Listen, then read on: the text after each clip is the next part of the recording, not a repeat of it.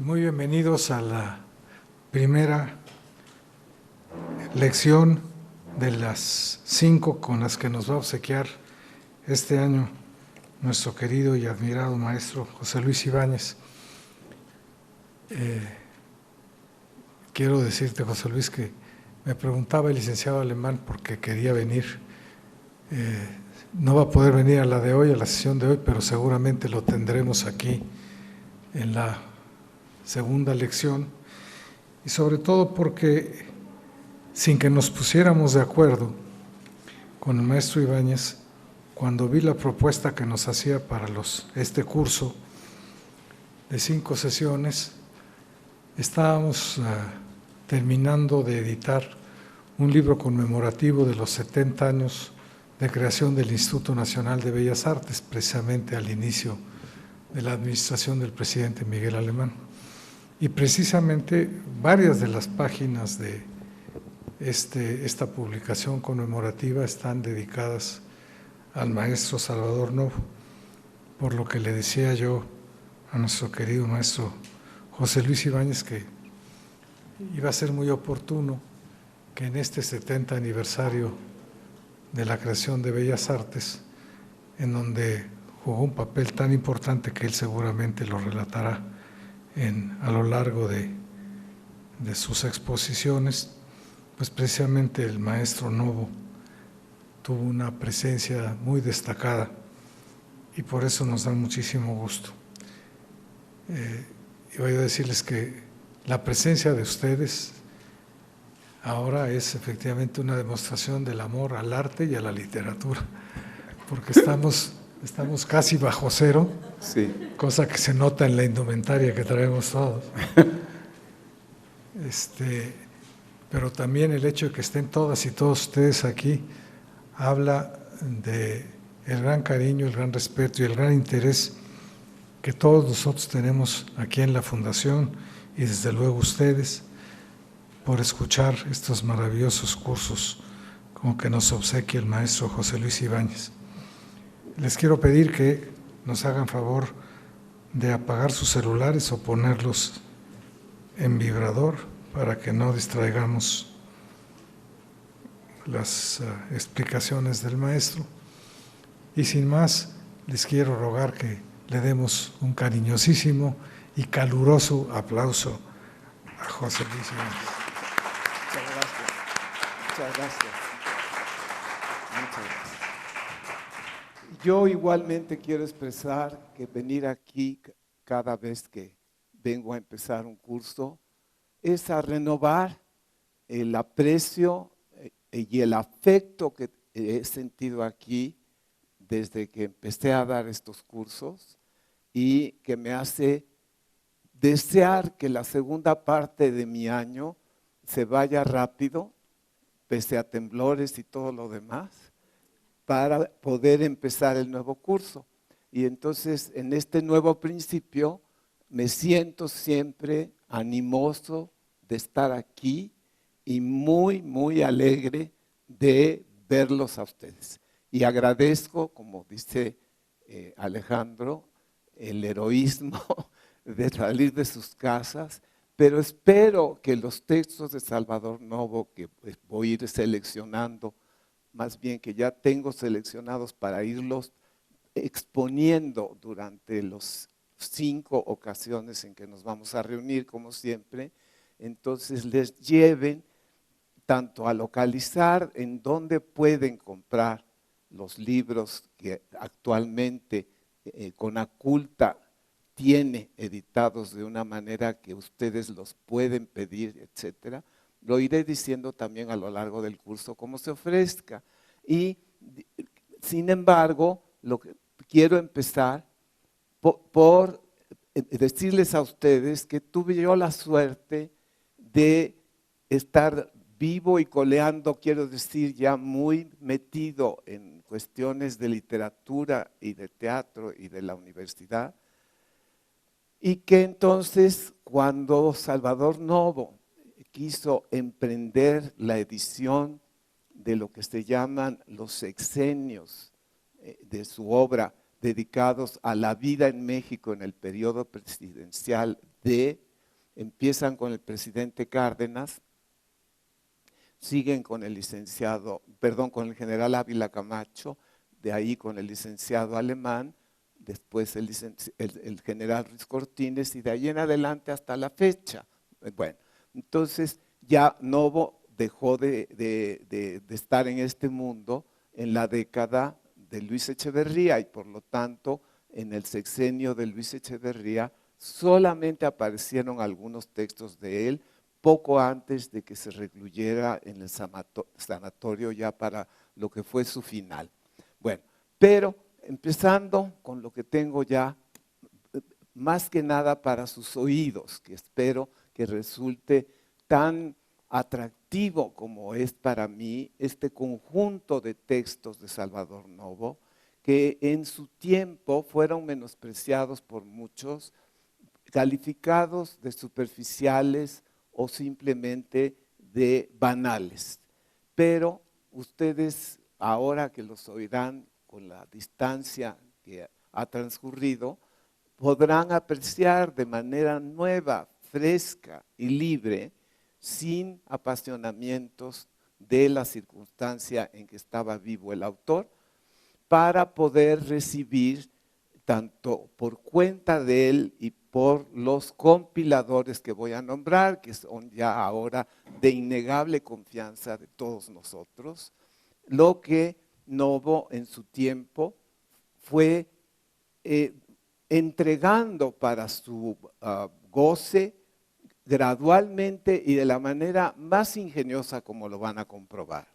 Pero sobre todo, esto quiero que lo oigan primero en las palabras de uno de nuestros investigadores de más confianza, que tenemos afortunadamente muy presente en la vida de hoy, y que ha hecho la tarea muy necesaria de poner en orden y hacer accesibles a los nuevos lectores, no solamente un sexenio, sino todos los sexenios que acabo de nombrar. Ese investigador los presenta y es el señor Antonio Saborit, que algunos de ustedes ya habrán comprobado que es uno de nuestros mejores investigadores. Y dice así: sobre la edición completa de La vida en México, se refiere a que en este formato quedaron nuevamente editados los que originalmente tuvieron este formato y que fueron publicados por la editorial Novaro. Este es el volumen del sexenio que lleva el nombre del presidente Miguel Alemán.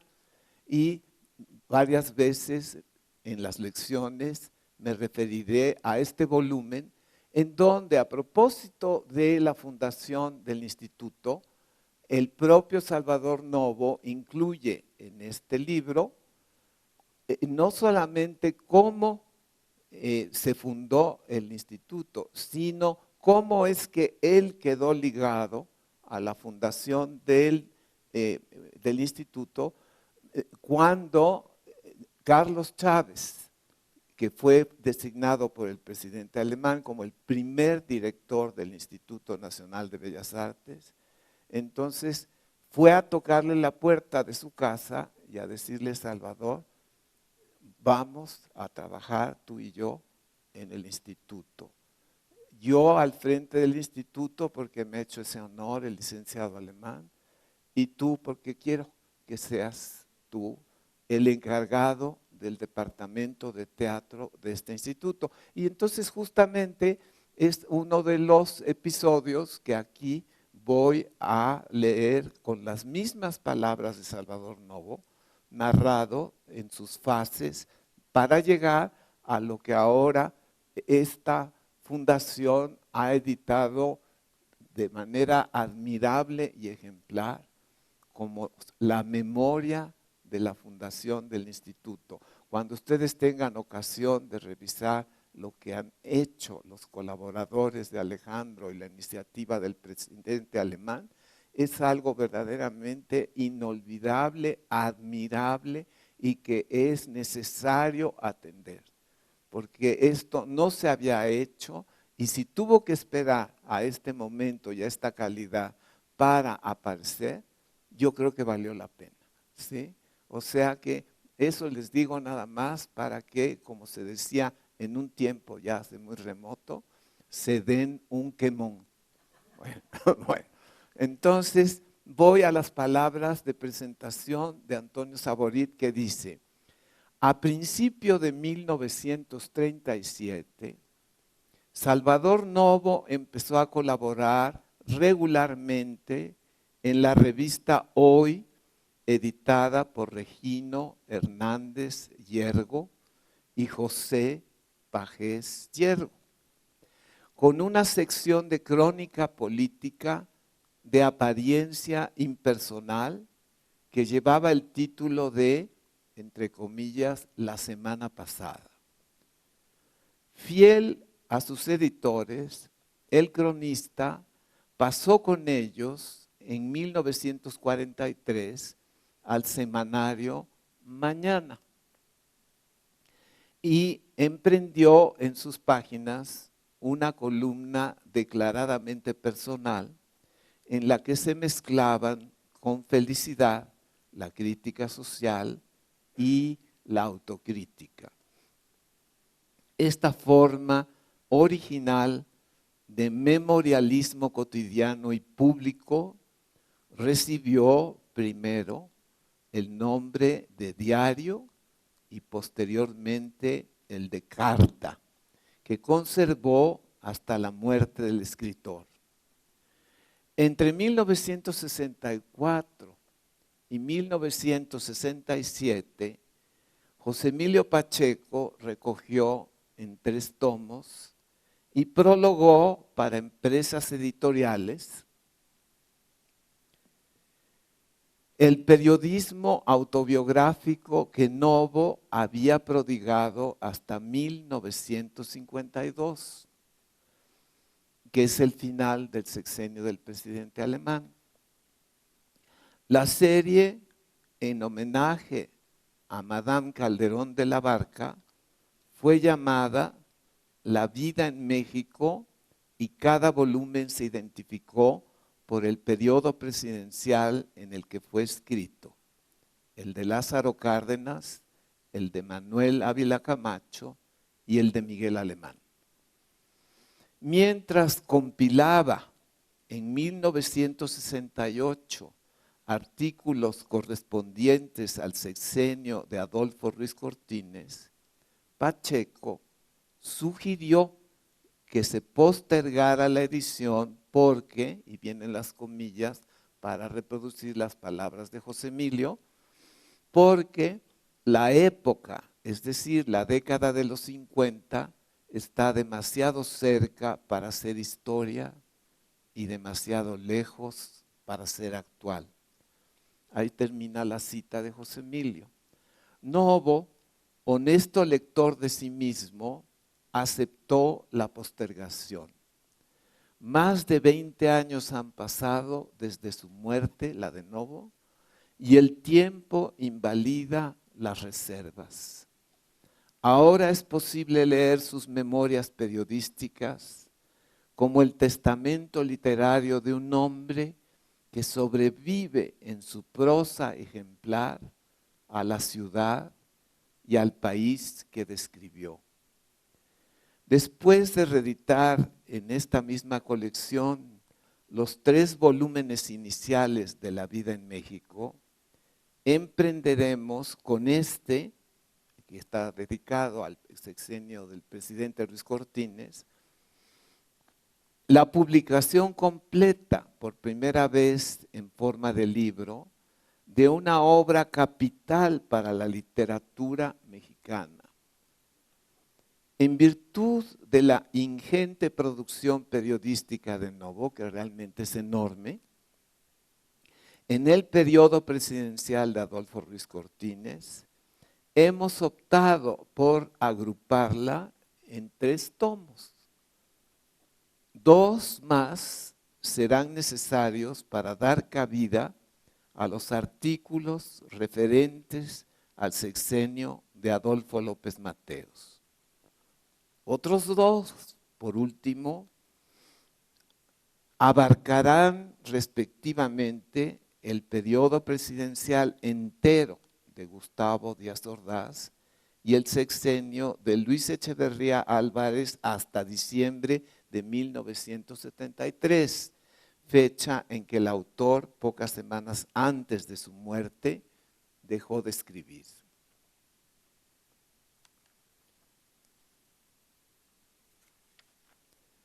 Ha sido necesario el concurso de muchas voluntades para continuar la compilación del periodismo de Salvador Novo, donde la interrumpió José Emilio Pacheco.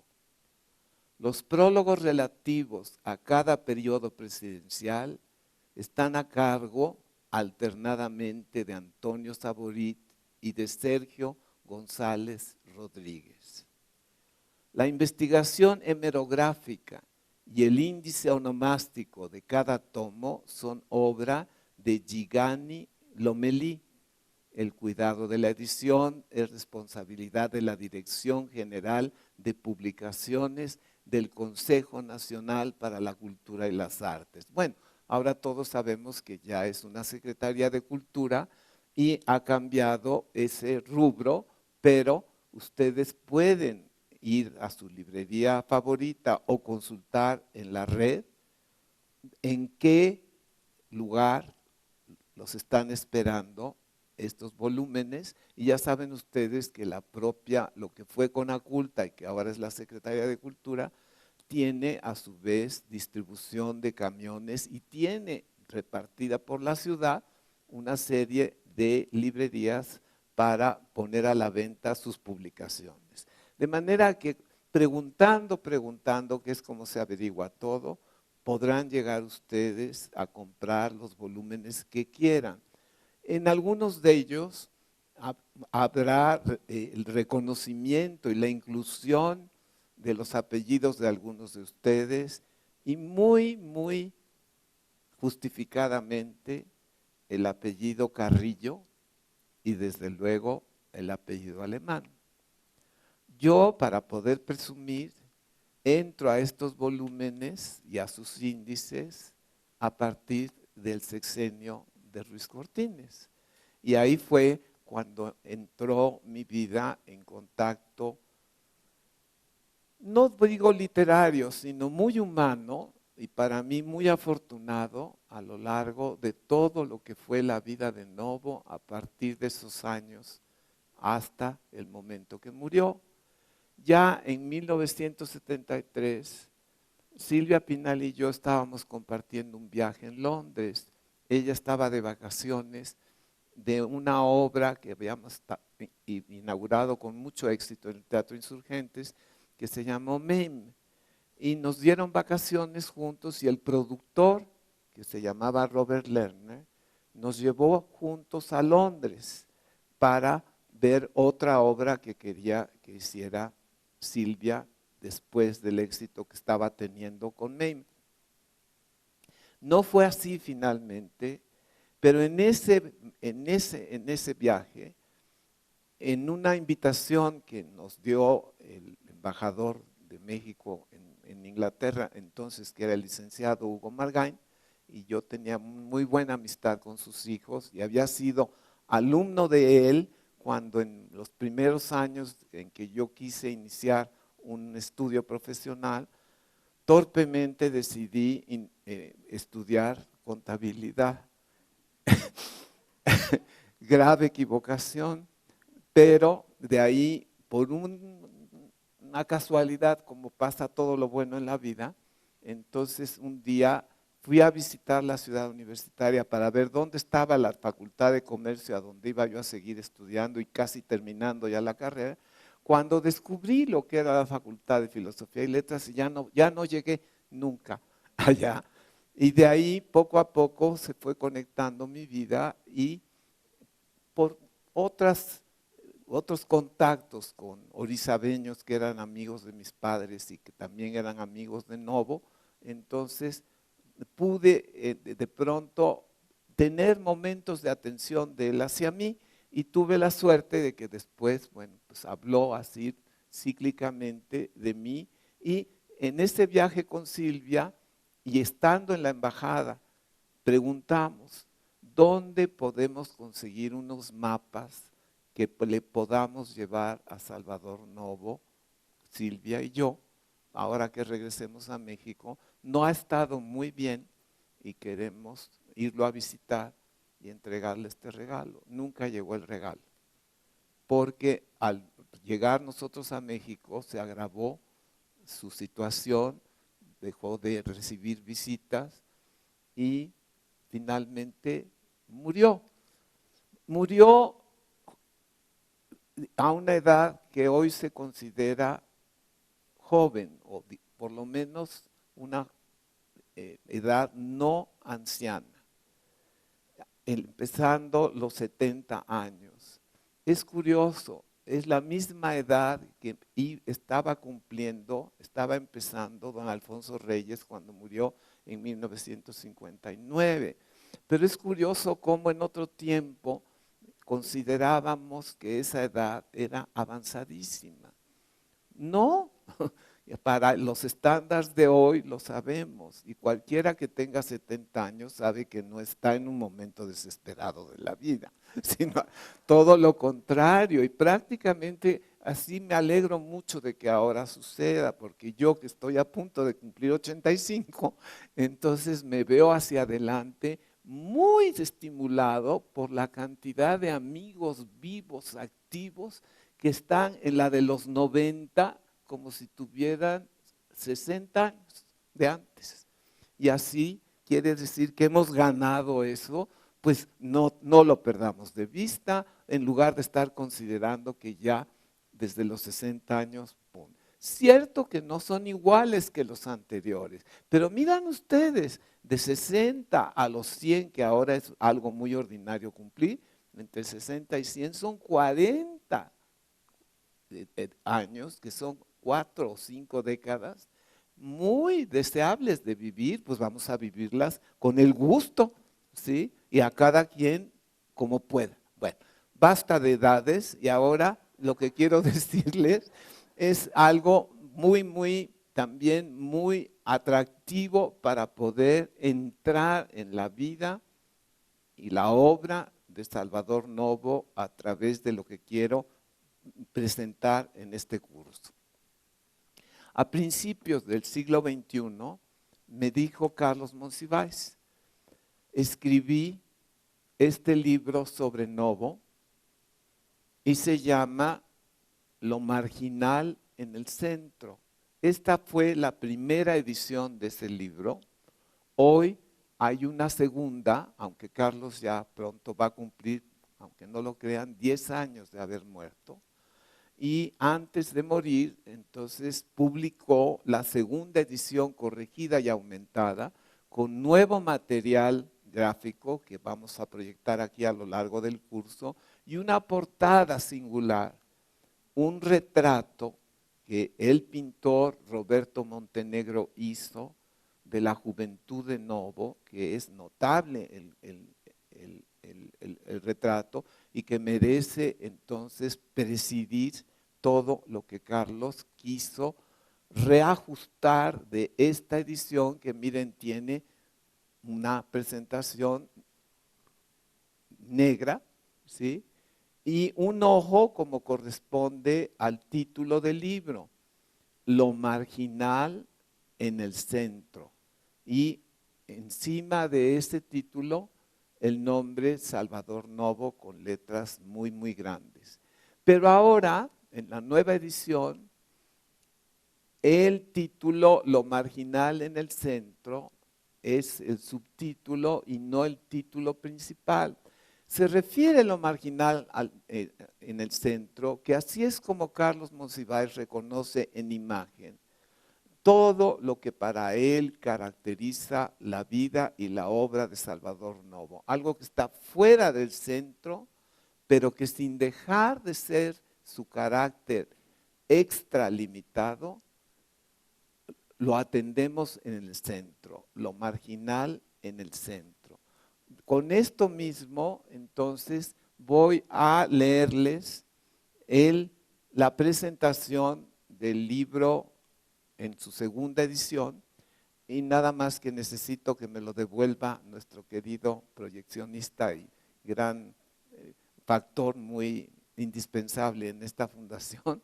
Entonces, para que les pueda yo leer lo que quiero, que Carlos va a presentar, pero mientras llega aquí a mis manos el volumen, ¿sí? Bueno, sí. Entonces les voy a leer de aquí del índice de la primera edición, cómo está estructurado este libro, y dice así: este libro consta de los siguientes pasos. Primero, Monsiváis nos habla a manera de pórtico, una entrada aquí a este libro, y esto es lo que voy a empezar por leer aquí, porque también va a aparecer en la segunda edición.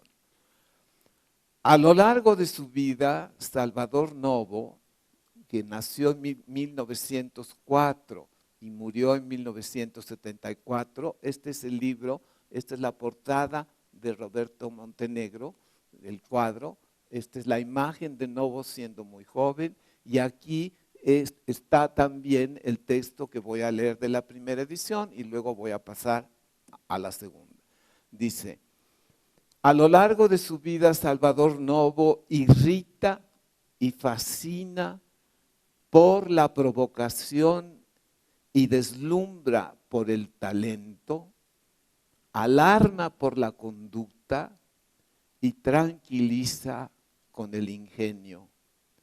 Perturba por su don para el escándalo y divierte al añadir el escándalo al show de la personalidad única. Y solo después de su muerte se advierte la calidad del conjunto. Ese es el párrafo inicial que escribió Monsiváis para hacernos entrar al libro a través de su pórtico.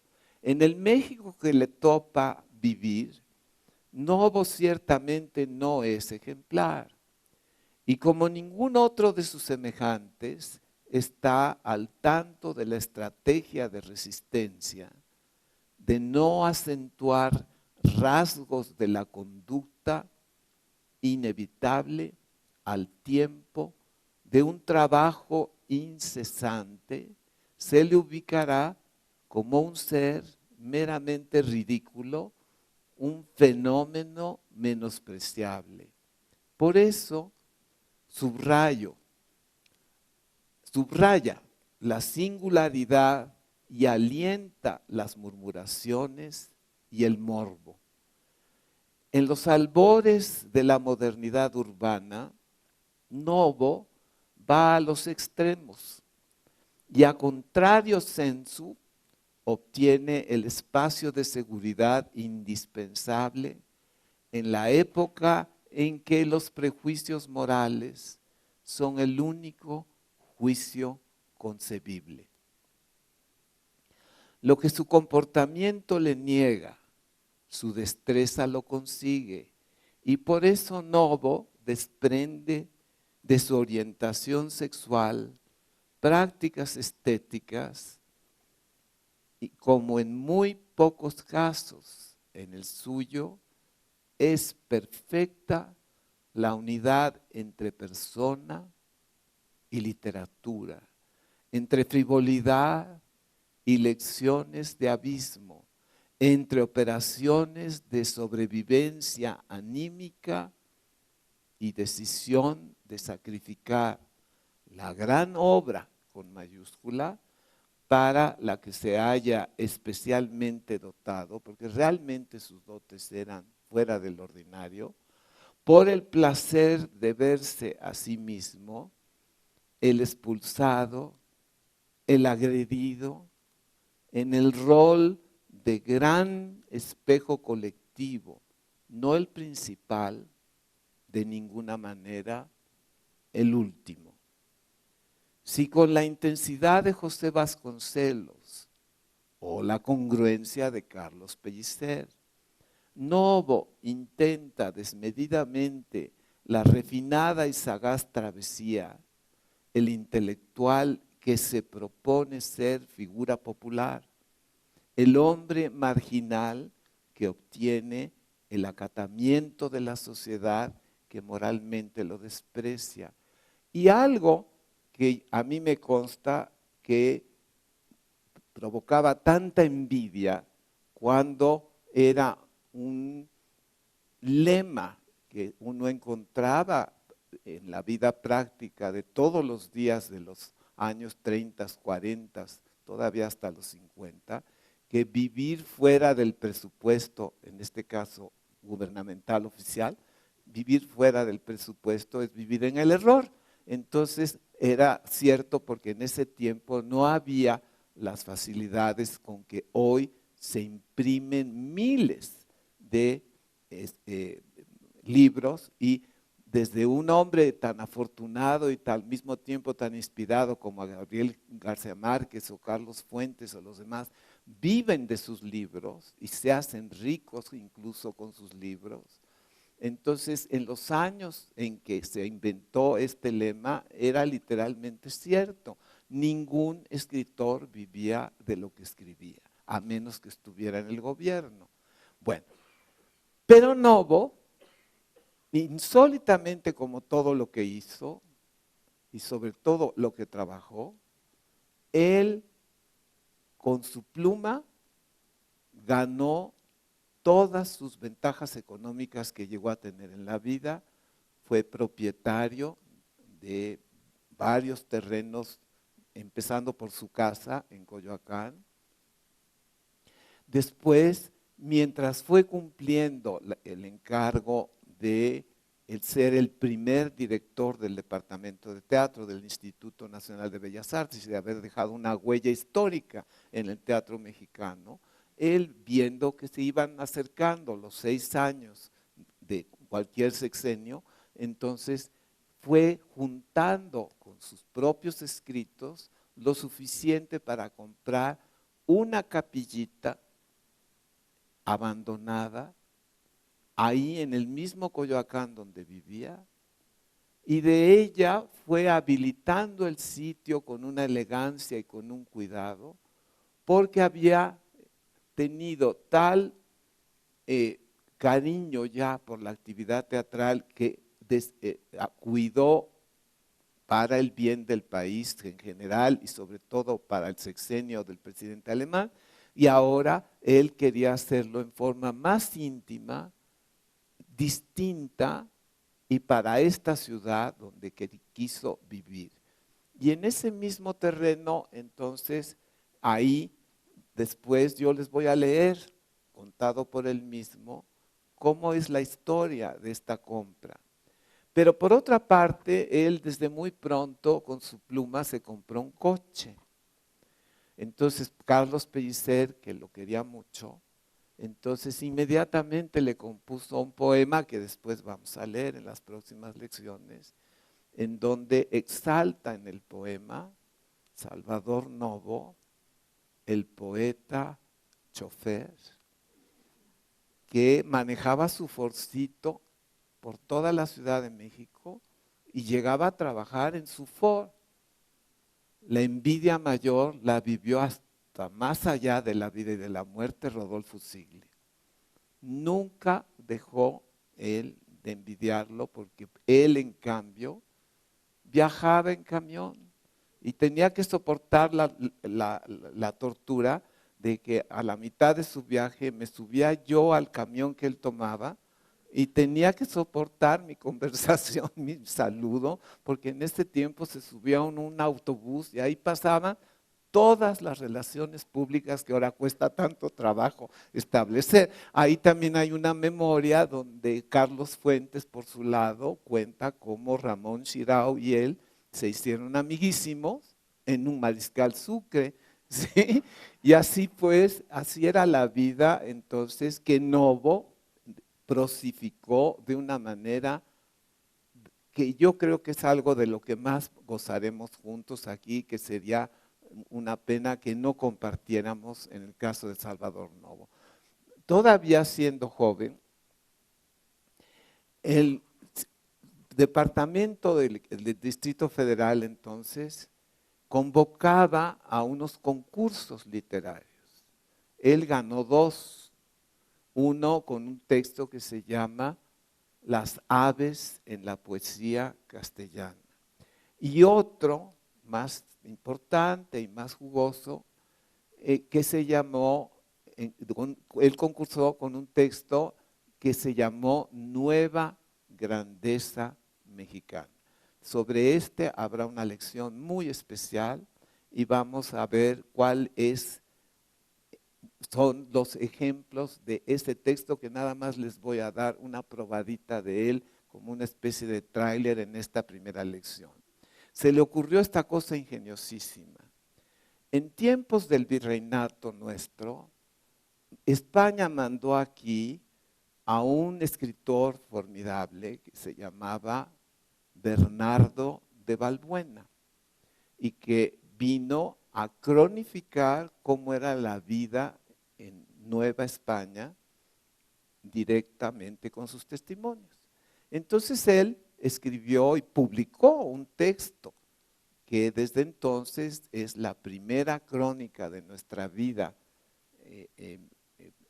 novohispánica, como se llama realmente, este tiempo de nuestro virreinato.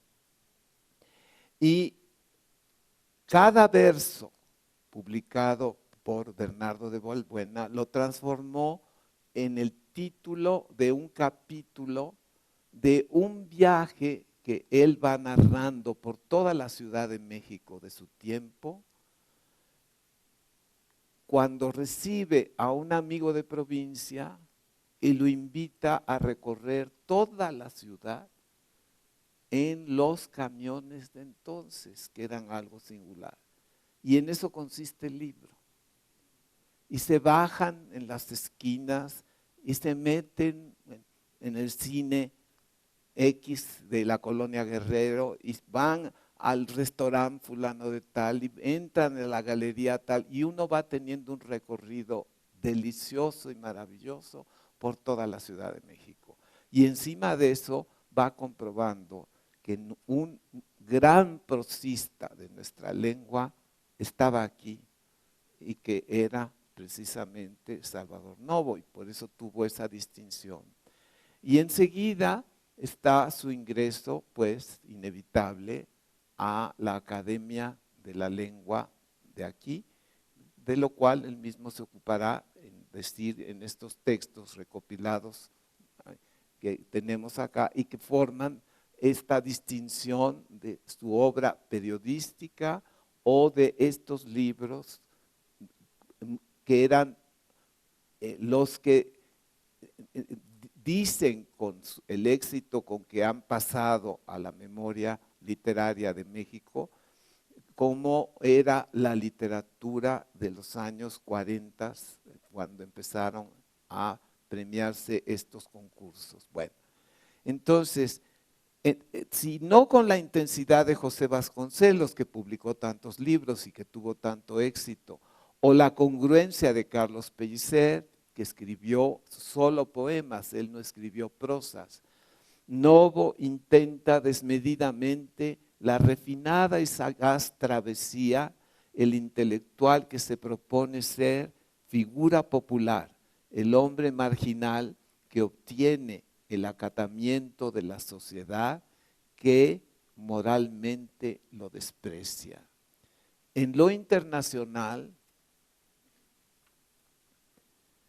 y en más de un sentido, como imagen adjudicable, él, como ahora se dice, gay, surge de los procesos de Oscar Wilde que hacen visible al otro.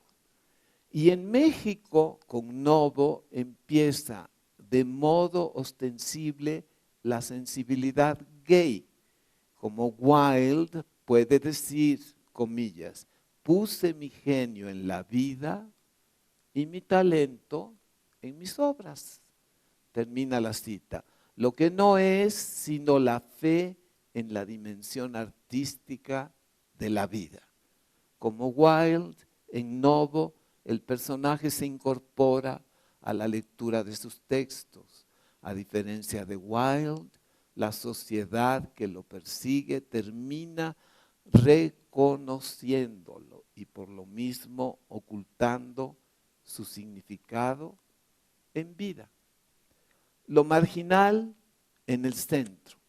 Esa es la frase que ha escrito Monsiváis para titular el libro, y entonces ahora la repite y nos dice: en la primera fila, el humillado y saherido, el testigo al que su brillantez convierte en actor, el provocador al que con frecuencia se le olvida su función solemne, así entrevistado en 1958 por Emanuel Carballo en una colección que vale mucho la pena leer poco a poco, que se llaman 19 protagonistas de la literatura mexicana. Está una de sus entrevistas que, por el momento en que se publicó este libro, era una de las fuentes más reveladoras del espíritu, el carácter de Salvador Novo, porque Emanuel Carballo también es uno de nuestros mejores investigadores en la historia de la literatura mexicana. Novo, en esa entrevista, describe a Torres Bodet, y era 1958 cuando Carballo le hizo esa entrevista, y le dice, y de paso se ubica. Y entonces dice Novo, ahí viene un avance de lo que después leeremos en detalle. Jaime no ha tenido vida, ha tenido desde pequeño biografía. Yo, por el contrario, he tenido vida. La biografía de un hombre como yo heriría las buenas costumbres. Ese es, digamos, el tono que el público siempre espera de Salvador Novo, y él se lo da. Pero hay el otro Novo que yo quiero incluir en este curso, en toda la generosa cantidad de maravillosos ejemplos que traeré para ustedes en cada lección a partir de hoy. Novo, dice Monsiváis, sí dispone de un biógrafo a la medida de su ofensa a las buenas costumbres, él mismo. En artículos, crónicas, poemas y memorias, no deja casi nada al azar, revela la parte oculta de su vida, hace suyos y consigna los juicios negativos sobre su persona física y exhibe a fondo los datos relevantes y los irrelevantes de su vida cotidiana. Una de sus hazañas está obviamente a la vista. Nunca, ni por un minuto, conoce el significado de estar en el closet, como ahora se usa. Y no solo en el sentido sexual, la intimidad de un autor, esto ya es cuenta del autor Carlos Monsiváis, la intimidad de un autor está siempre a la disposición de sus lectores. Bueno, en el mismo libro encontrarán ustedes en las 2 ediciones, al final, una entrevista que le hace el propio Monsiváis a Salvador Novo directamente, y de ella también habrá ocasión de leerles algunas de las fases de esa entrevista. Y a su vez iremos proyectando para ustedes algunas imágenes de este libro que irán, pues digamos, respaldando la lectura de las páginas que he seleccionado para usar lo seleccionado por Monsiváis y leerlo para ustedes, porque está seleccionado con el ojo, el cuidado y el aprecio de la literatura de Novo por Carlos Monsiváis. Bueno, ahora quiero decirles pues que nos espera un ciclo en las 5 lecciones que, como lo ordena Monsiváis en su libro, empieza por la infancia. Después se ocupa de la poesía de Novo. La poesía de Novo, es bueno decirlo desde la entrada, no es tan abundante como el resto de su obra, pero por una decisión personal suya que él mismo nos explicará y nos dirá. Yo les voy a leer en particular un hermosísimo poema que escribió él siendo muy joven, frente a la imaginación que él tiene de si llego a tener un hijo. Y eso quiero que lo conozcan ustedes porque es notable. Y ahí está incluido en su obra poética. La obra poética, para quien le interese finalmente tenerla y conocerla toda junta, es un volumen que yo les traeré para que vean que no es mucho más grueso que esto, ¿sí? Está publicado, muy bien publicado, y colecciona lo que él escribió como poesía coleccionable. Pero ya en una parte más avanzada de su vida, y esta es una delicia que nos espera a todos, él de pronto un día, ya teniendo su vida ya no en la burocracia, sino en la intimidad de su capilla, en las horas de oficina que allí pasaba, aparte de que allí estaba el restaurante famoso, y además ahí se hicieron las obras de teatro que él produjo, y que vale la pena conocer algo de toda esa experiencia contada por él mismo.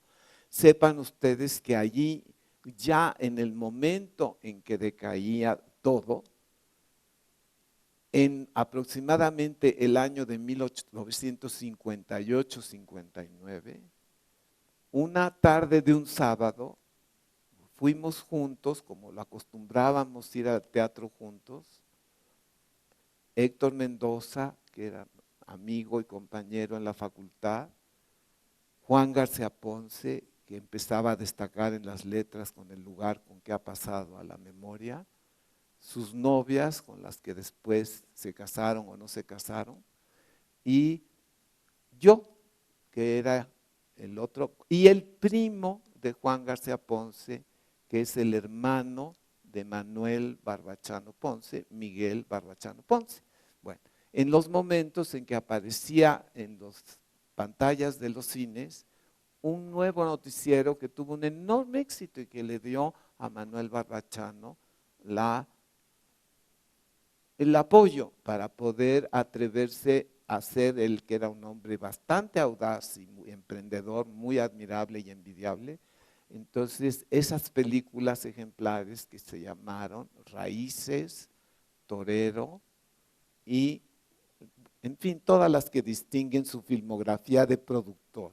Pero además que le hizo comprar una cantidad de guiones que luego no filmó, filmados por las grandes celebridades del cine de ese momento, de Sica, Sabatini, en fin, todo eso, Visconti incluso, y él tenía en el archivo todo eso ya listo para en algún momento dado usarlo. Bueno, el hermano de Miguel, el hermano de Manolo, Manolo era el mayor de ellos, el menor era Miguel, que era nuestro amigo y compañero. Y esa tarde de ese sábado llegamos a ver en el Teatro de la Capilla la versión que Salvador Novo montó aquí en México, allí, como el estreno en México de Esperando a Godot, que es una obra hoy que no necesita presentación. El autor en ese tiempo aparecía en las capitales del mundo y convocaba tantos espectadores como estábamos en la sala de ese sábado en la capilla, que éramos nada más nosotros, ¿sí? Y en el escenario había muy poquitas gentes, porque la obra nada más tiene 4 gentes y un niñito en la parte final que viene a avisar, fíjense que no va a llegar el señor Godot y me manda a decir que no lo esperen.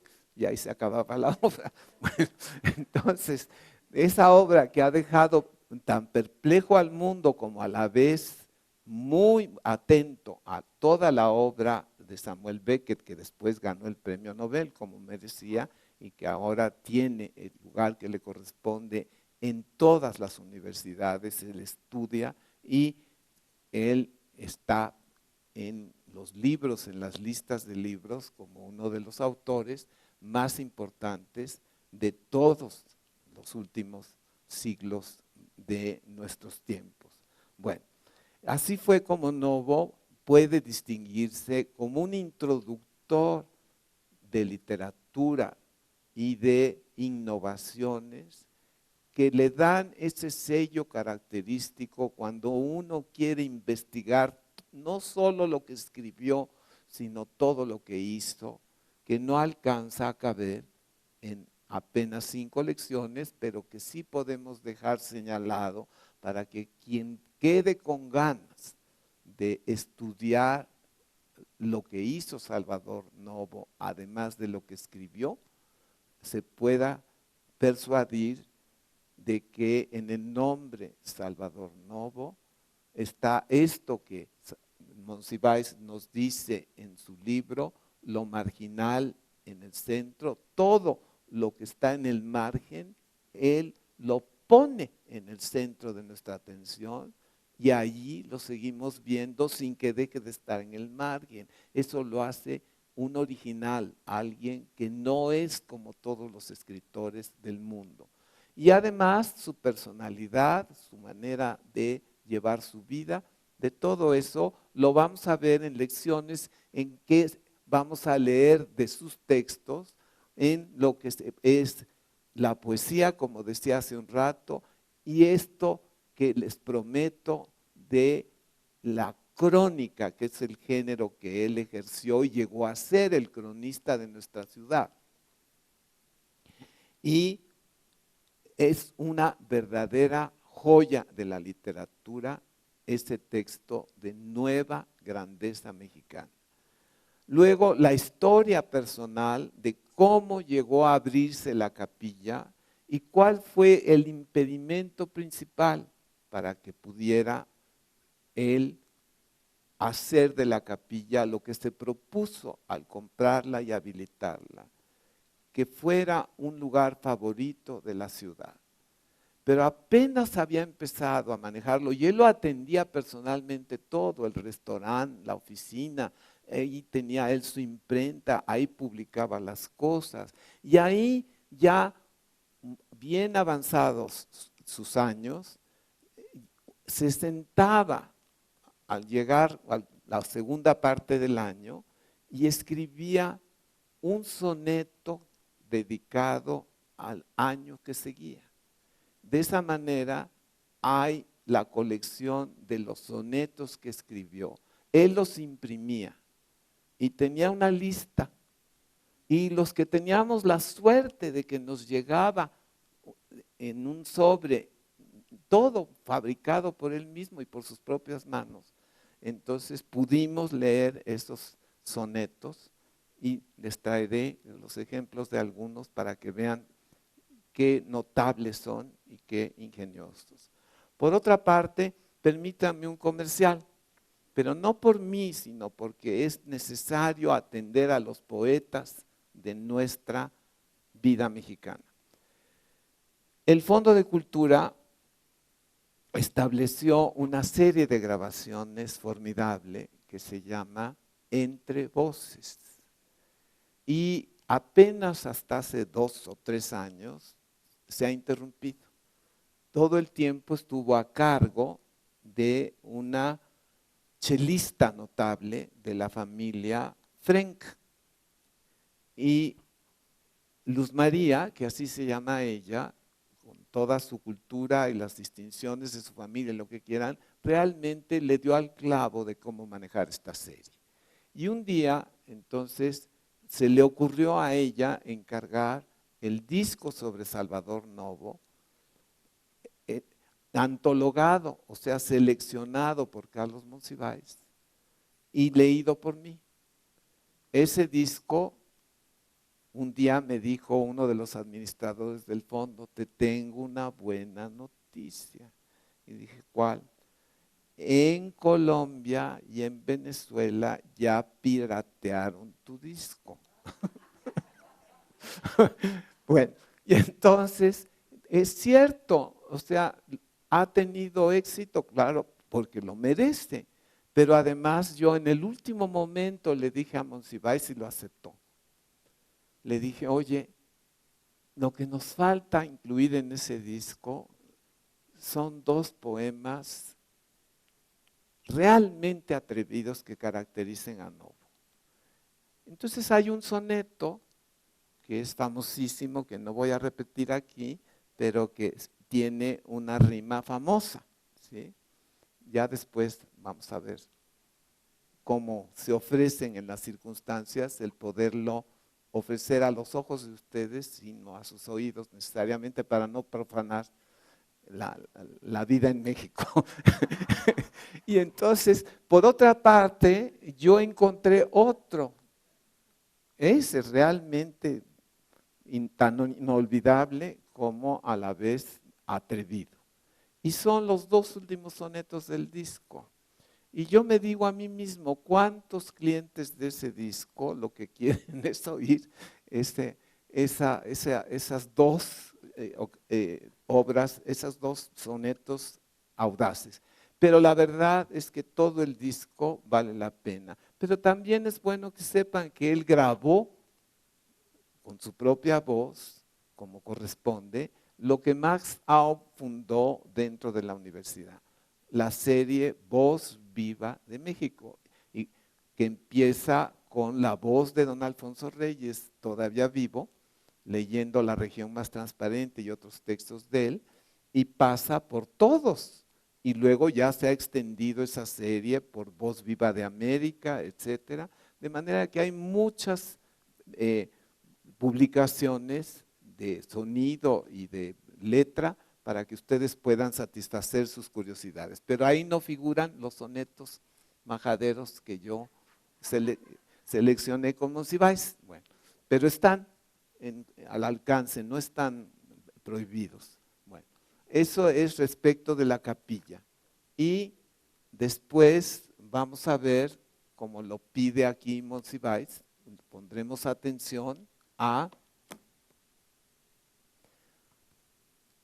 lo que falta de la obra de Novo aquí, lo menciona en la entrevista y en el índice. Aquí está. Tiene que ser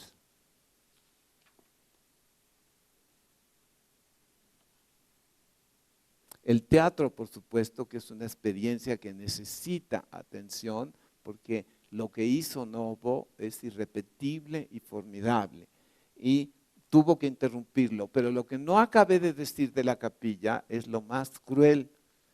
Se topó Novo con Uruchurtu.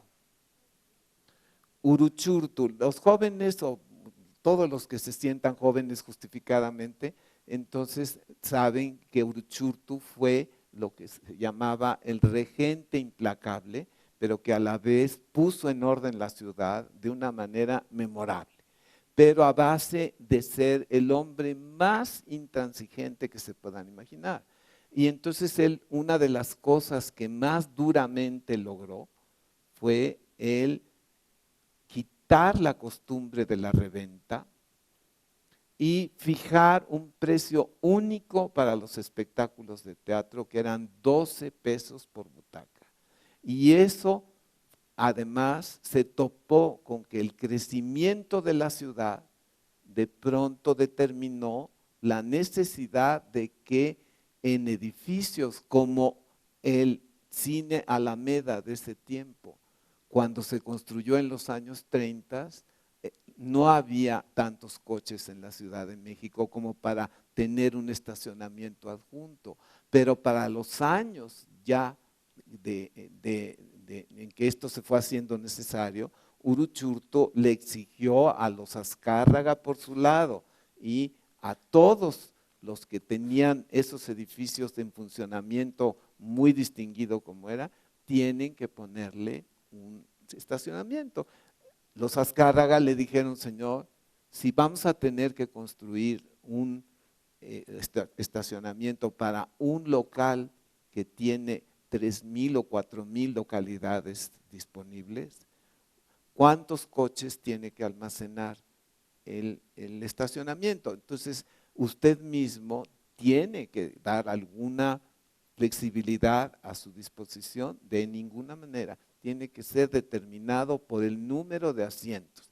Igual en el teatro, igual en todas partes. Y entonces le dijo a Salvador Novo, le falta una puerta de seguridad a su capilla para cumplir el reglamento, mi reglamento, y le falta un estacionamiento.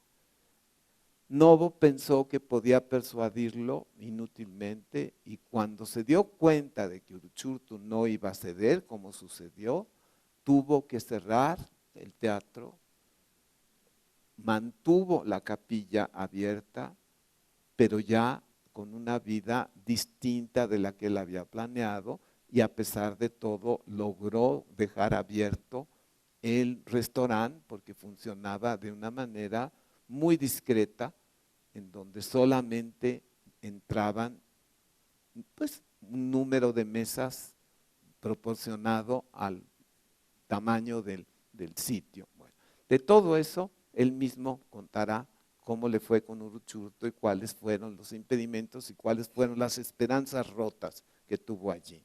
¿Sí?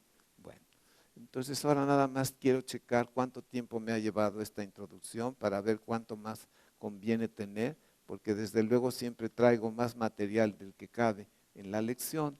¿Sí? Y mientras tanto, simplemente decirles, bueno, aquí nos espera otra joya. Este libro es, por la misma editorial que editó Los Sexenios, una colección de toda la prosa que Salvador Novo había escrito hasta los años en que apareció al principio de la década de los 60, y por eso lleva el nombre de Toda la prosa. Lo presenta él mismo de una manera distinguidísima, y de aquí deliberadamente voy a extraer algunos textos, particularmente uno que lleva el título en inglés por su propia intención: Return Ticket, o sea, boleto de ida y vuelta. Y es que en eso él cuenta cómo fue la preparación del viaje que hizo a la ruta recién abierta después del armisticio de la Segunda Guerra Mundial, con las restricciones que había en ese tiempo y las advertencias de las amistades que le dijeron: Salvador, si vas a ir a Inglaterra tienes que llevar esto y esto y esto y esto, porque si no te vas a quedar sin comer, sin enjabonarte, sin esto, sin lo demás allá, todas esas cosas.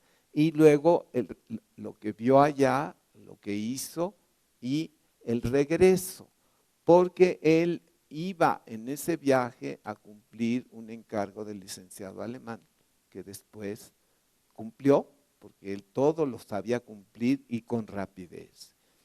Y finalmente, en lo que tengo seleccionado para ustedes, les prometo y reitero en mi compromiso en este ciclo de lecciones, de darles a conocer un texto que Carlos Chávez le propuso que hicieran juntos, él como músico y Salvador Novo como libretista, para crear una ópera mexicana con nuestro pasado prehispánico.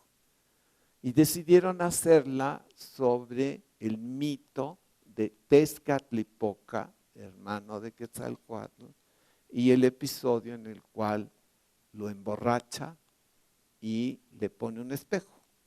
Entonces, por eso Novo, que todo lo hacía rápido y lo mejor que podía, hizo un experimento de versificación tan extraordinario que es bueno que conozcan ustedes lo que logró allí mezclar entre nombres que corrían en esos momentos en la vida de México, en la antropología, en la ciencia en general, en el arte, en la vida diaria, etcétera, y en lograr, voy a dar un ejemplo al vuelo, la rima excepcional de la palabra whisky con la mexicana Cacomiski, ¿sí? Y de ahí en adelante muchas sorpresas como esta. Se llama pues El espejo encantado. Novo había estado tomando clases con el joven entonces Miguel León Portilla. Y Miguel León Portilla llegaba a la capilla a darle lecciones de náhuatl a él y a otros colegas. Y entonces Novo estaba muy interesado en todo ese pasado. Y Carlos Chávez, cuando le dijo esto, dijo, órale, vamos, lo hizo luego, y después Carlos Chávez nunca escribió la partitura. Entonces se quedó el libro, el libreto escrito. Primero, él, que tenía mucho aprecio merecido por Juan José Gurrola, entonces le dio un ejemplar a Gurrola para ver si lo ponía como teatro. Gurrola nunca se ocupó, pero Gurrola sí se ocupó muy reconocidamente de hacer un libreto del personaje Landru, escrito por Alfonso Reyes, y fue muy notable el montaje que hizo Gurrola, pero no hizo esto de nuevo. Entonces se quedó allí, y un día yo estaba de visita ahí con él, y me dijo, mira, te voy a dar este ejemplar. Y me lo dedicó, pero sabiendo yo que lo que quería era hacerle la lucha, a ver si lo poníamos. Y yo realmente me entusiasmé, pero no fui yo el que finalmente pudo montarlo como teatro, porque no como ópera, sino que Héctor Azar se lo encargó al papá de los hermanos Bichir, que son ahora muy conocidos y que en ese tiempo apenas estaban en el principio de su niñez. Y para el teatro que estaba funcionando bajo el cuidado de Héctor Azar, que se llamó Teatro Jiménez Rueda, que todavía está ahí vecino a el Monumento de la Revolución. Bueno, entonces yo les leeré unos episodios, de unos pasajes del Espejo Encantado y nos reiremos juntos, además de que después ustedes celebrarán realmente el que haya habido esa audacia de Novo de tomar los mitos prehispánicos de México. Y hay un pasaje en que en plenas ruinas de Teotihuacán, de pronto una señora de Morelia, entonces en ella reencarna el mito del Acuatlique y lo cuenta en versos de la actualidad, mientras hay un coro a la manera griega que rodea en las ruinas de Teotihuacán, un coro de estudiantes del Politécnico Nacional, que cuando cuenta esta señora que lo que ocurrió en la familia era un incesto y que no quiere que se vuelva a repetir el incesto ya nunca más en sus familias, entonces se oye el coro que dice en un ritmo muy típicamente Salvador Novo, incesto, incesto, yo todo me esperaba menos esto. ¿Sí? Bueno, y así como eso es el tono de ese Espejo Encantado, que es una delicia de principio a fin, y que bueno, yo no dejo de confiar en que tendré en la parte final de mi vida el contacto con los jóvenes con los que trabajo todos los días en la universidad, o la esperanza de que ellos puedan en un momento dado darle a este montaje lo que merece. ¿Sí? Un montaje tan innovador como es en sí el libreto que dejó el señor Novo. Bueno, entonces, a ver si 19:13, vamos a dar unos minutitos de intermedio, ¿te parece? ¿Sí? Para después dar la última parte de la clase. ¿Sí? Gracias.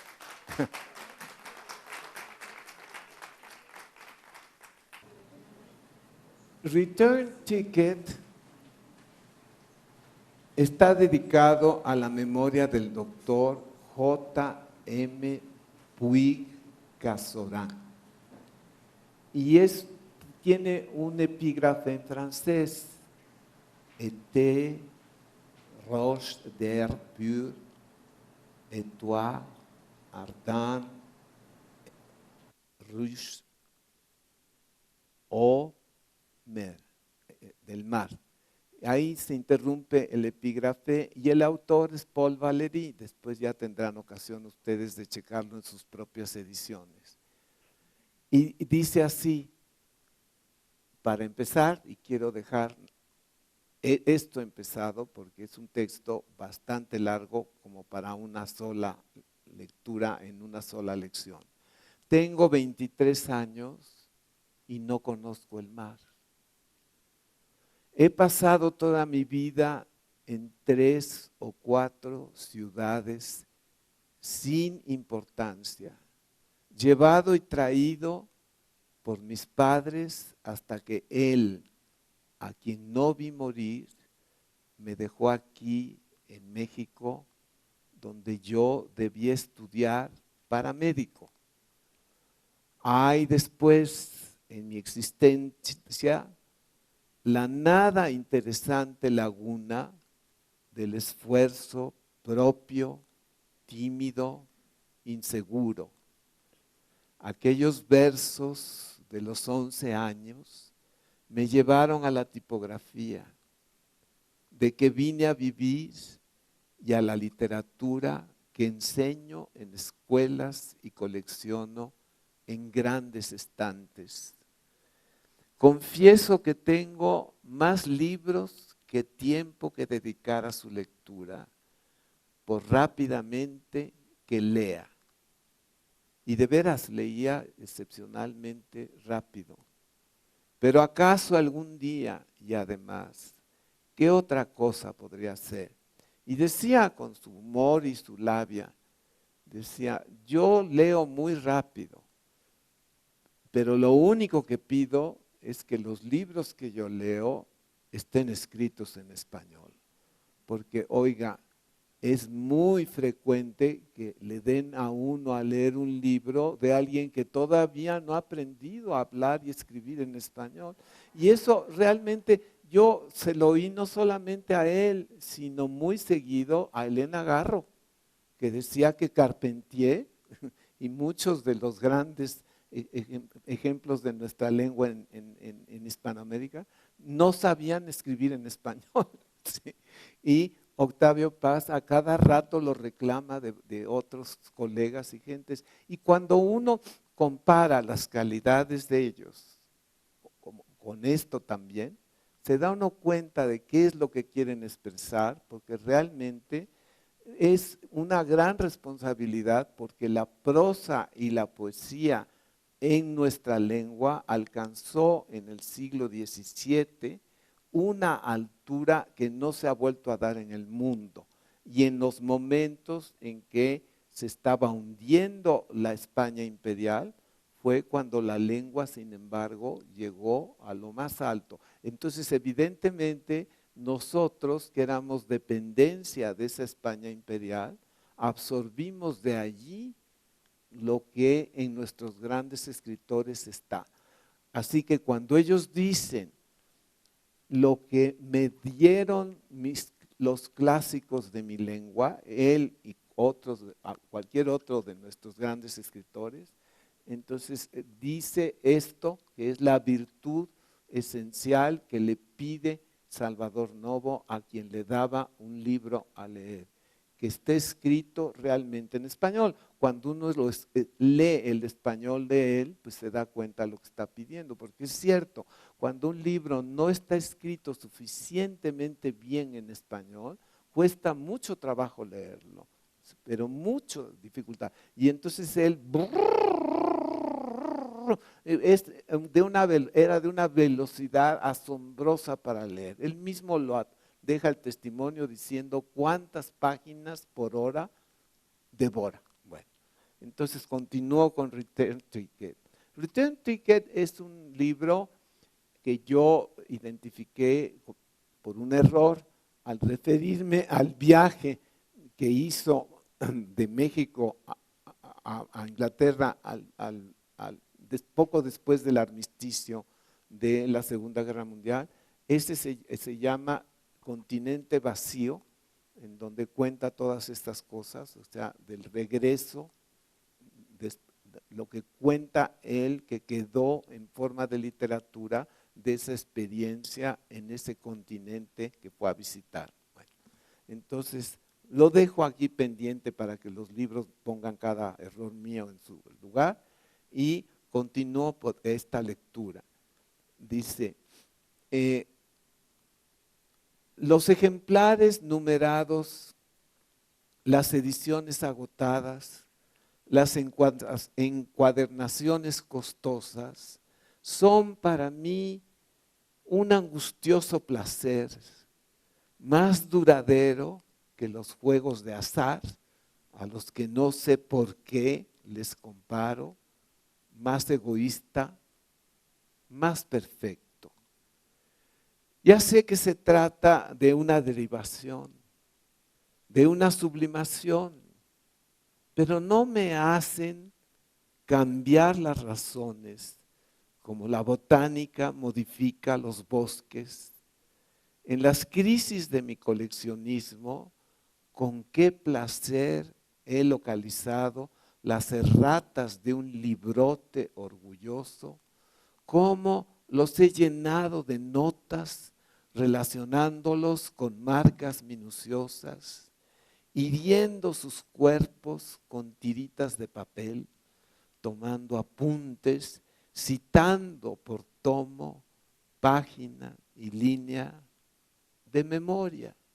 Y cómo al ver que la literatura norteamericana se detenía en un punto familiar, para mí, me he internado en la selva de la castellana, del alfalfar castellano, dicho entre comillas, como le había llamado cuando era poeta, el alfalfar castellano.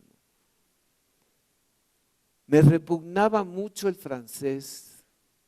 Fui germanófilo durante la guerra, pero un día descubrí que sé inglés y que no hay personas más antipáticas que los alemanes, excepto Goethe y Freud, a quien me hubiera gustado mucho tratar más de cerca. Nadie notó, excepto acaso mis alumnos, que yo supiera literatura castellana.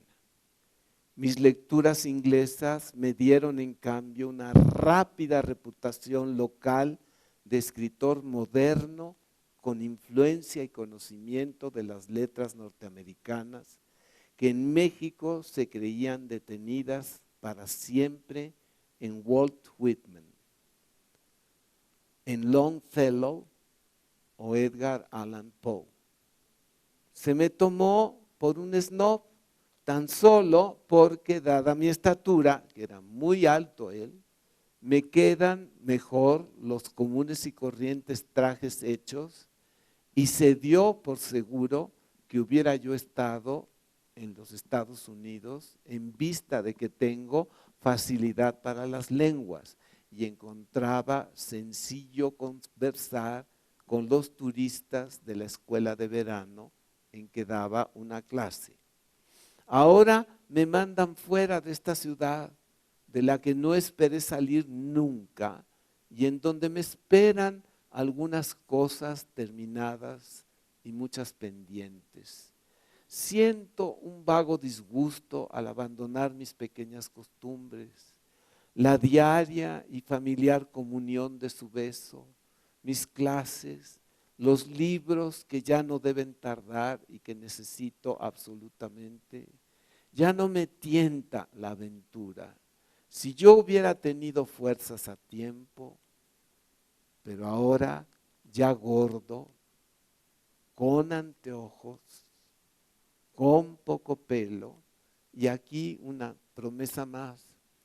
Él escribió un texto formidable de el día que se animó a encargar un peluquín y cómo tuvo que hacer todo un acto de conciencia para decidirse a ponerse el peluquín que había encargado. Y entonces decidió presentarse en sus ensayos, sus clases, etcétera, en su vida de trabajo, sin advertirlo, para ver qué reacción iba a tener el peluquín. Bueno, todo eso lo contó él con su propia pluma. es un texto, lo leeré con mucho gusto y que creo que disfrutarán ustedes. Pero eso ya será un poco de sorpresa a lo largo del curso. No digo ahorita cuándo, pero si digo qué, bueno. Entonces, la idea es verdaderamente ridícula. Los lazos son ya irrompibles. Ya contraje por siempre un incurable sentido de la responsabilidad. ¿Qué voy a hacer, pues? Habrá barcos, trenes diversos, hoteles.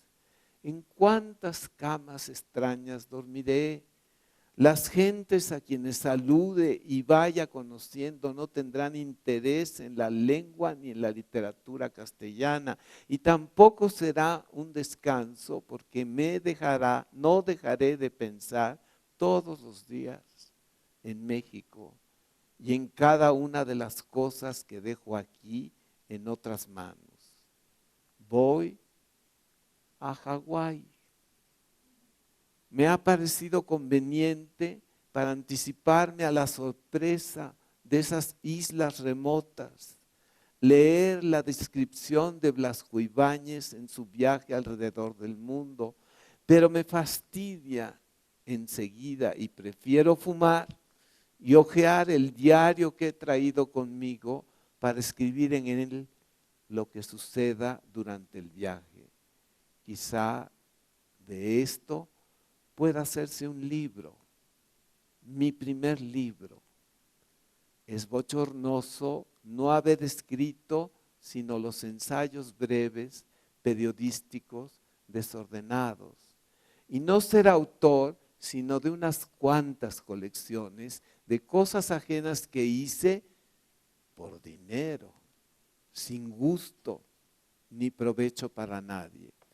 Y es que una de las ocupaciones de Novo es que ya a consecuencia del exilio, don Augusto Elías, fundador de la Casa Augusto Elías de Publicidad, había introducido su noción moderna de la publicidad en México y había llamado a Novo entre sus empleados. Entonces Novo le decía el patrón, y cada vez que se habla del patrón, allí es don Augusto. Don Augusto dejó un hijo que ahora es el heredero de todo eso, que es Augusto Elías, que entonces era un jovencito. Pero don Augusto el Grande fue el fundador de la Casa Augusto Elías. Y así muchos eslogans de ese tiempo fueron invención de Novo y los cobraba con todas sus ganas. Y no tenían más remedio que pagarle porque además eran de un ingenio y de una calidad que luego también así fue el caso de Fernando del Paso en Nuestras Letras. Fernando del Paso trabajó mucho tiempo en la publicidad y se dice, aunque nadie lo puede comprobar, que a él se debe ese comercial que todavía sabemos muchísimos y todos los jóvenes, aunque no hayan vivido ese tiempo en donde esto entró en el radio de entonces, estaban los tomatitos muy contentitos cuando llegó el verdugo a hacerlos jugo, ¿sí?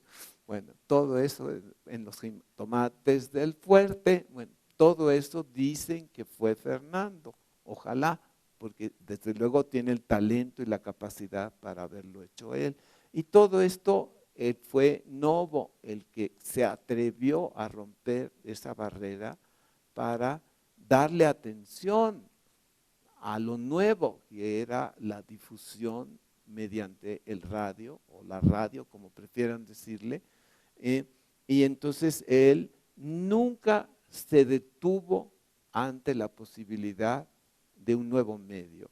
Inmediatamente que apareció la televisión en México, quiso trabajar para ella y lo logró.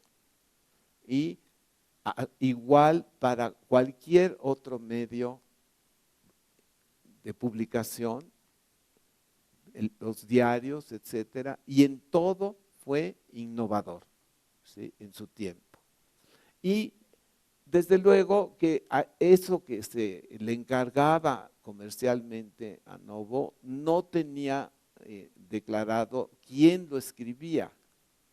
Estaba identificada la agencia de publicidad que lo había lanzado, con cuál producto a su cargo, ¿sí? Pero no decía quién. Ahora ya se acostumbra por los investigadores que emprenden un camino como de Sherlock Holmes para averiguar quién escribió qué cosa y lo logran.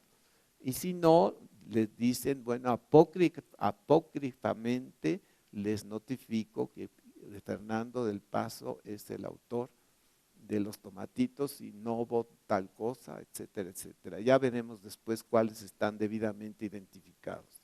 Y es por eso que está hablando de este asunto aquí. Dice, va el tren por la ruta tan conocida de San Juan del Río, Querétaro, Irapuato, en donde sucesivamente venden limas, canastas, cajetas y camotes. A toda esta gente ya la conozco. Estos tipos desconocidos, oscuros, pintorescos, buenos para los cuadros de Caballete, son de lo más vulgar que puede encontrarse. No hay realmente nada que apuntar en el diario. Conversemos. ¿Con quién? Somos solamente 3 personas en todo el carro. Ese joven que tomé por americano, pero que como habla también alemán, resulta holandés. Mi compañero y yo. Hay que acudir al conductor solemne del pullman. ¿Cómo se complace en relatar los asaltos que ha presenciado? Sería, si los tuviera yo, cosa de crispar los nervios y razón para no dormir. Pero mi insomnio tendrá motivos más valederos. Han hecho ya las camas. En este cubo perfecto voy a acostarme con 2 páginas de cine a mi izquierda, tirado de los cabellos por la máquina que me lleva. Si alzo un dedo, puedo encender el foquito que apago para levantar las cortinas y pegar la frente al cristal fresco. Mi aliento lo empaña. Cuando llegamos a alguna estación, cesa el ruido y distingo a luces trémulas y rojas de antorcha, hombres que dan paso y bultos enormes que suben al tren o bajan del tren. Más allá, estrellas arropadas en nubes negras y curvas de montañas que se esperezan. Seguimos. No tiene objeto mirar más. Toco mi panza lisa y un poco abultada. Detengo mi índice en el ombligo. Cabe su yema perfectamente. Yo he visto ombligos distintos como cortes transversales de naranja. Este mío parece hecho precisamente con este dedo que ahora tengo en él, suavemente. Es amplia esta cama. Tiendo un brazo al vacío. Lo hundo bajo un cojín y en él me recuesto de perfil. Abrazo el otro y me cubro con él la cara. Así no se percibe ruido alguno. Quisiera otro cojín en la cintura. No extraño nada, no pienso en nada. Respiro. Hoy a mediodía comimos en Torreón. He mencionado muchas veces esta ciudad que antaño solía recordar con frecuencia.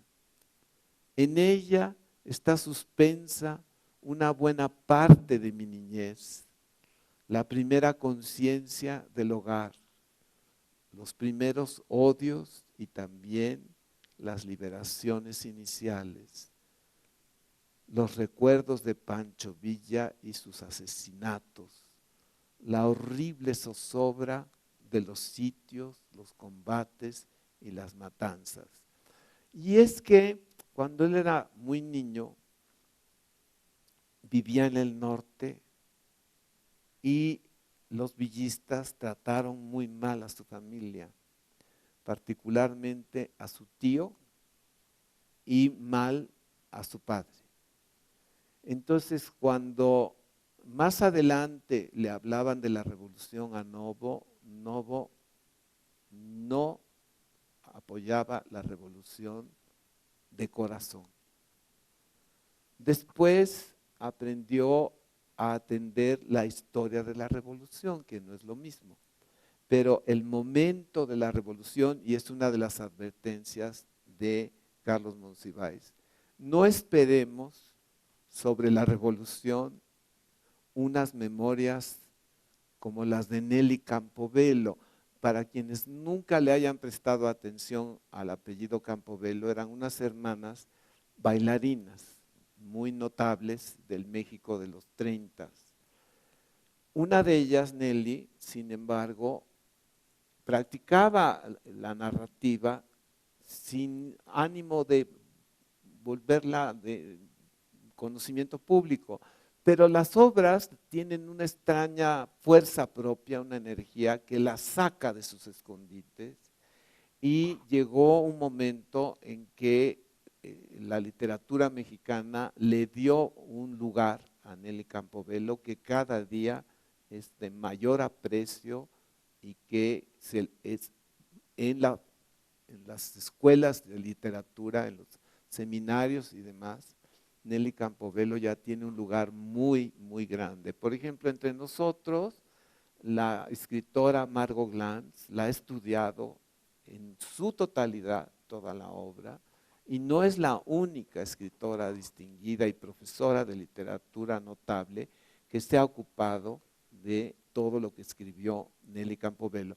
Pero para quienes nunca le han puesto atención, el libro que mejor la representa para quienes quisieran empezar a leerla se llama Los fusiles de mamá, ¿sí? Y se refiere a la relación entre su madre y la revolución, que es de entusiasmo, y ella en La máquina de coser, sin embargo, tiene este aprecio por la revolución que no hubo en el caso suyo por razones muy obvias, como un niño que es testigo del maltrato de su familia, siempre guarda para lo que para él fue la revolución en los años villistas y por las tropas de Villa mismo. Y entonces así es esta mención de él y sus asesinatos, la horrible zozobra de los sitios, los combates y las matanzas. Aún hoy, al pensar en aquellos días angustiosos, el golpear de la máquina en que escribo me parece un eco lejano y sordo de las balas intermitentes. Mi padre fumaba sin descanso. Yo presentía su terror de hombre débil y pacífico, de europeo habituado a una lucha justa por la vida, y adivinaba su congoja detrás de aquella sonrisa suya, dulce y súbita, que casi no es sonrisa, que yo tengo de él y que contrastaba tan palpablemente con la verdadera expresión de sus ojos verdes, que en fuerza de querer parecer severos, lo habían conseguido, y con los rasgos todos inmóviles siempre de su cara delgada y pálida, en lo que no quedaba bien el cigarrillo. Aunque mi madre ha jugado en mi vida un papel más importante y duradero que él, y aunque se mostró heroica en aquellos lívidos momentos enfrentándose a Villa para recoger el cadáver de un tío suyo a quien asesinaron casi a nuestros ojos por equivocación, él está más vivo y presente en mis recuerdos de entonces. el ajedrez que jugaba para distraerse sin conseguirlo, y aquel aire incomprensible que silbaba en silencio en la agonía de aquellos largos días, y cómo tuvo que huir a los Estados Unidos con un perentorio pasaporte de villa obtenido por mi madre, que en compensación de la vida de su tío perdonaba graciosamente la de su marido, contra quien no tenía más razón su aversión que la de no ser mexicano y hallarse, por lo tanto, fuera de su teoría personal sobre la nacionalidad de los pobladores de México. Unidos a estos recuerdos está el de mi jubiloso descubrimiento de una infinita capacidad de amar en mí, la admiración, la curiosidad por las otras vidas humanas y el reconocimiento en ellas de cualidades y realizaciones que no me sería dable alcanzar, pero que yo no envidiaba y que no me llenaban de amargura, sino de un voluptuoso deseo de contribuir a realizar con mi sacrificio. Anhelaba ser verdaderamente uno de aquellos chicos descalzos y sucios con quienes prefería jugar en la calle, abandonando mi linterna mágica o mi ferrocarril, y cuando entraba en la choza en que dormían pausada y febrilmente los hijos de la vieja cocinera sobre la tierra dura y seca, los contemplaba durante largos instantes y los cubría sin ruido y me alejaba lleno de emoción. Recuerdo que una mañana al despertar vi que estaban dormidos en el jardín de la casa muchos soldados. Habrían llegado durante la noche anterior y estaban tendidos sobre las débiles plantas con las mochilas y los grandes zapatos llenos de polvo. Me quedé en la ventana apoyado duramente, mirándolos con terror, con admiración y con un secreto impulso de seguirlos, marchito antes de concretarse. Uno de ellos despertó y al verme sonrió estúpidamente, y yo hubiera querido llevarles todo el pan que había en la despensa. De la estación se mira al Hotel de Francia al que llegamos la primera vez a Torreón por unos cuantos días a que me arreglaran una muela cariada. Vivíamos entonces en la pequeña ciudad de Jiménez en una casa enorme que daba a 3 calles y que tenía tantos grandes cuartos que yo no me atreví nunca a entrar en todos ellos porque siempre estaban cerrados y en muchos no había sino una silla desolada en medio del piso de ladrillos cuadrados. Ocupábamos solamente un lado de la casa en 2 recámaras contiguas, de 4 corridas que había por ese lado y con las que hacían ángulo la enorme sala a un extremo y un amplio portal que separaba la cocina del comedor y comunicaba el jardín al que daban todas las piezas con los 2 corrales por el otro. En aquel jardín había al lado del comedor una noria que nos surtía de agua y a la que estremecía asomarse. Más adelante mi padre había hecho instalar para mí un enorme columpio en el que de pie oscilaba yo sin cesar hasta fatigarme. Gustaba también de sembrar granos de maíz en el jardín porque germinaban y crecían muy rápidamente y su milagro era más asombroso que el de las florecillas. A los 2 días de sembrar un grano, iba a desenterrarlo para ver cómo se hinchaba y se humedecía. Y durante todo su desarrollo volvía constantemente a contemplarlo de cerca hasta que no era ya más grande que yo aquel tronco esbelto, suyo, áspero, al tacto como un terciopelo engomado que declamaba sus largas hojas quebradizas.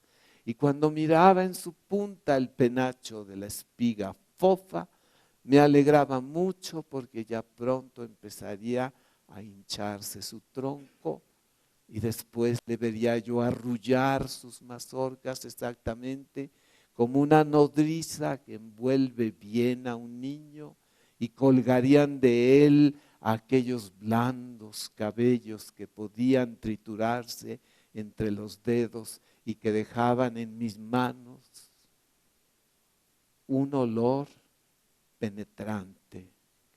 Luego palidecían, se secaban y era menester arrancarlos y echarlos al corral, pero me llenaba de asombro y me daba una embriaguez de poder aquella desproporción entre el esfuerzo y el resultado. Bueno, de esto es de lo que nos vamos a ocupar a lo largo de las lecciones, en todas sus variedades y en diferentes etapas de la vida, el quehacer, las ocupaciones y las extravagancias de Salvador Novo. Yo creo que es suficiente por hoy. Muchísimas gracias. Que tengan buen regreso a su casa y arrópense todo lo que puedan.